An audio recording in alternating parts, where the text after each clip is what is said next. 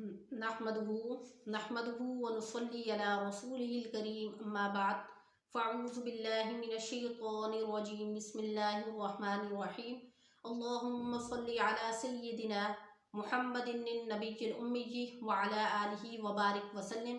शुरू अल्लाह के नाम से जो बड़ा मेहरबान और निहायत रहम करने वाला है। हमारे चैनल की तरफ से तमाम सुनने वाले और देखने वाले बहन भाइयों को अस्सलामु अलैकुम वरहमतुल्लाहि व बरकातुहू। उम्मीद करते हैं कि हमारे तमाम बहन भाई खैर व आफियत से होंगे।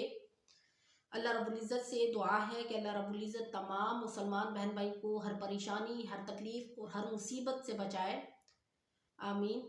और जैसा कि आपको पता है, रमज़ानुल मुबारक का बाबरकत महीना है और हर रोज़ मैं आपको एक नया वजीफ़ा शेयर करती हूँ। जैसा कि पिछले रोज़े यानी चौथे रोज़े को मैंने आपको बताया था कि आपने हर नमाज के बाद कौन सा अमल करना है ताकि आपको अमल करने में आसानी हो।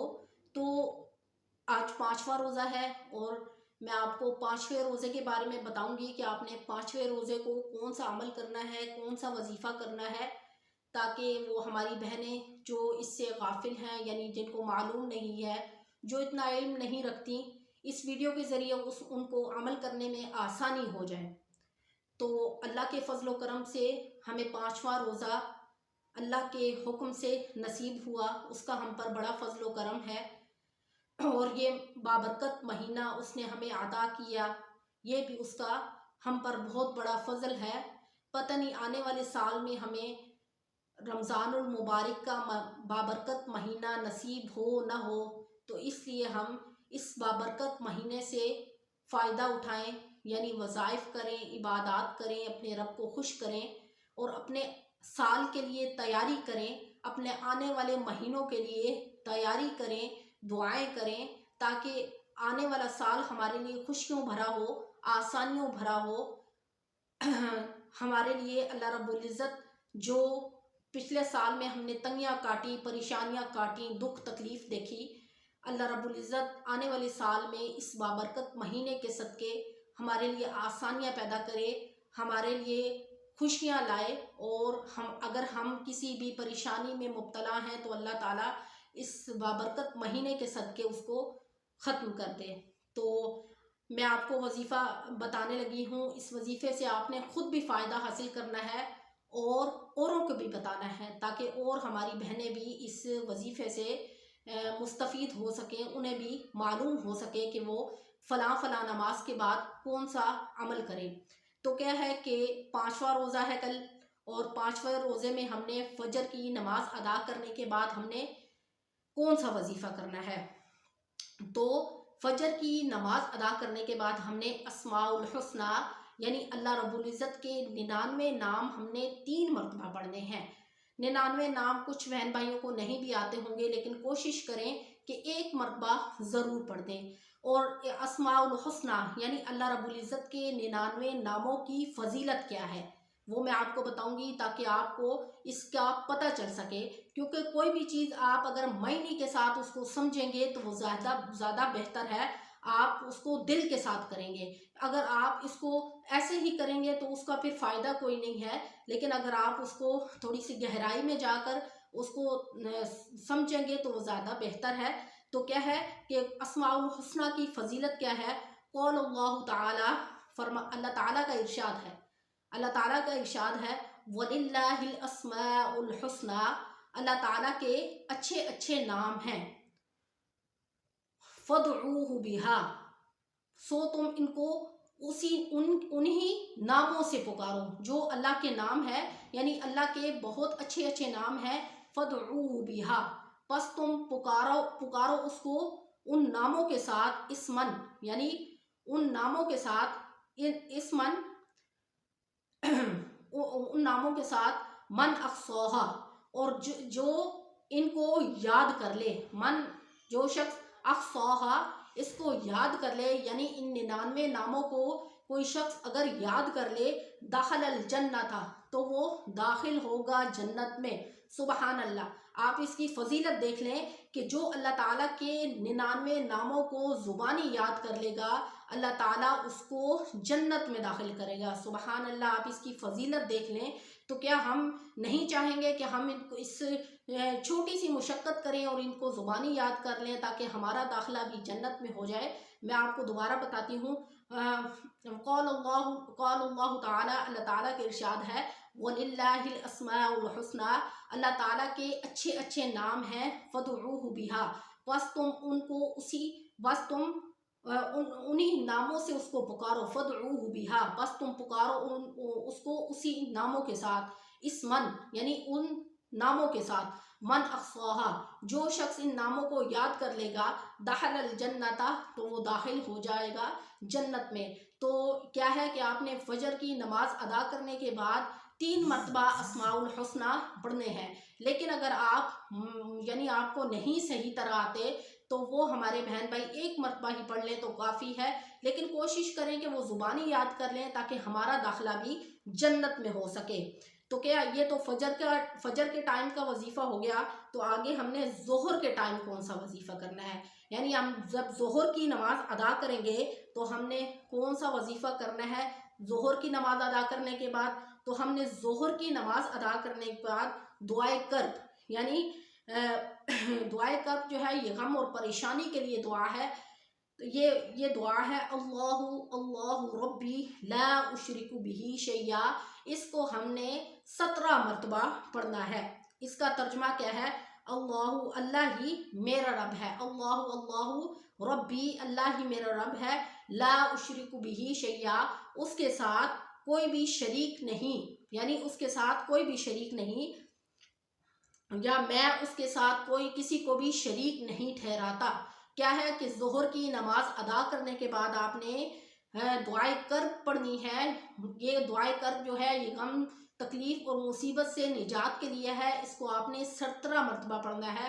अल्लाहु अल्लाहु रब्बी ला उशरिकु बिही शैया, अल्लाह ही मेरा रब है और मैं उसके साथ किसी को भी शरीक नहीं ठहराता। हम अपने मुसलमान होने का पूरा दावा कर रहे हैं कि हम अपने रब के साथ किसी को शरीक नहीं ठहराते, वही हमारा हकीकी रब है, हम उसी से ही मांग रहे हैं। ठीक है, ये दुआए कर्ब आपने ज़ोहर के टाइम पढ़नी है 17 मरतबा। तो क्या है कि असर के टाइम आपने क्या पढ़ना है, 2 मरतबा सूरत मुल्क पढ़नी है। क्या है कि आपने असर के टाइम 2 मरतबा सूरत मुल्क पढ़नी है। सूरत मुल्क तो आम रूटीन में हर एक को आती ही होती है। तो क्या है कि आपने सूरत मुल्क कुरान मजीद से देख के आप सूरत मुल्क पढ़ें असर के टाइम। और मगरिब के टाइम, यानी मगरिब के टाइम आपने कौन सी सूरत पढ़नी है।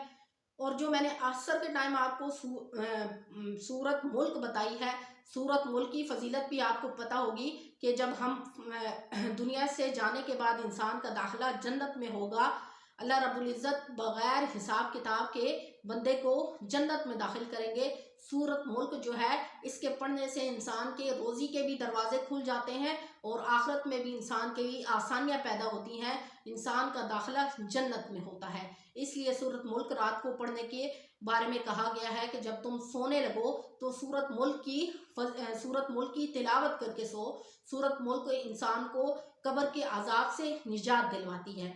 तो इसी तरह मगरिब की नमाज के बाद हमने कौन सा वजीफ़ा करना है, तो मगरिब की नमाज के बाद हमने दुआए मग़फ़रत 200 मरतबा पढ़नी है।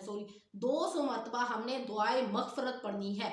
तो दुआए मग़फ़रत कौन सी है, ये है अस्तग़फ़ार। ठीक है, अस्तग़फ़िरुल्लाहल्लज़ी ला इलाहा इल्ला हुवा अल हय्युल क़य्यूम व अतूबु इलैहि। ठीक है, आपने इसको लिख लेना है क्योंकि लिखने से आपको आसानी होगी।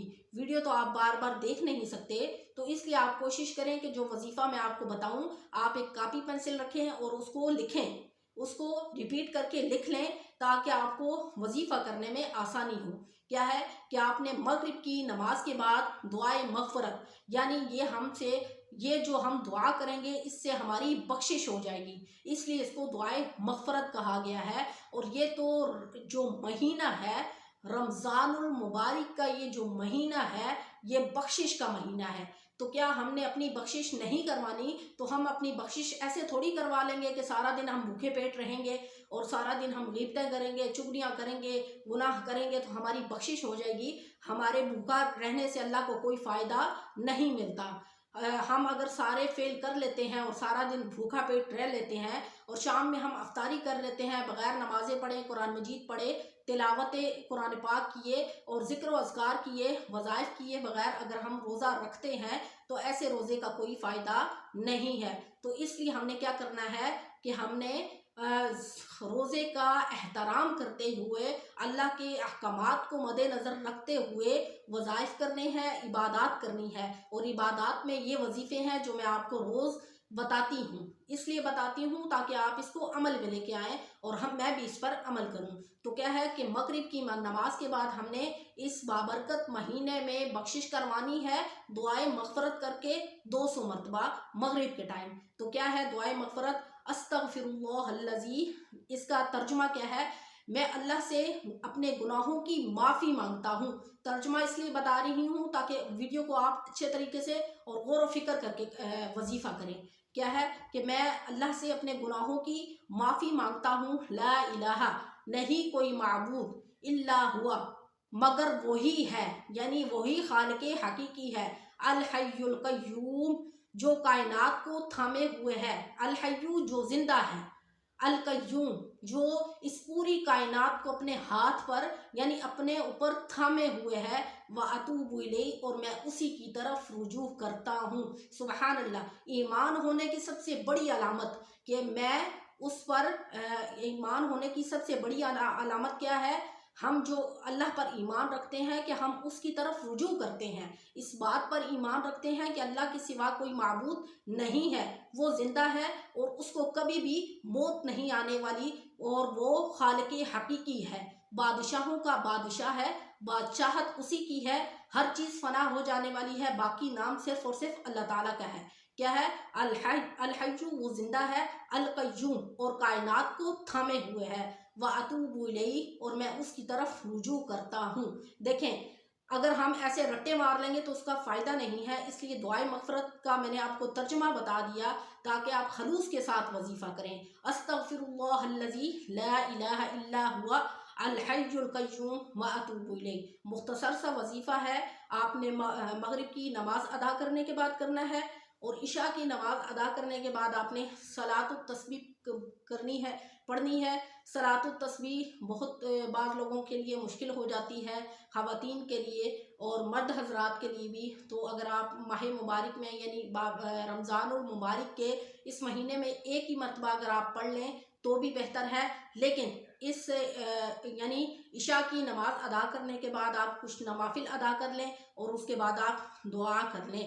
تو آج میں نے آپ کو پانچویں روزے کی ہر نماز کے بعد جو وظیفہ آپ نے کرنا ہے اپنی اس ویڈیو میں آپ کو شیئر کر دیا ہے، اور آپ نے ہر حال میں اس عمل کو کرنا ہے، یہ اس بابرکت مہینے سے فائدہ اٹھانا ہے۔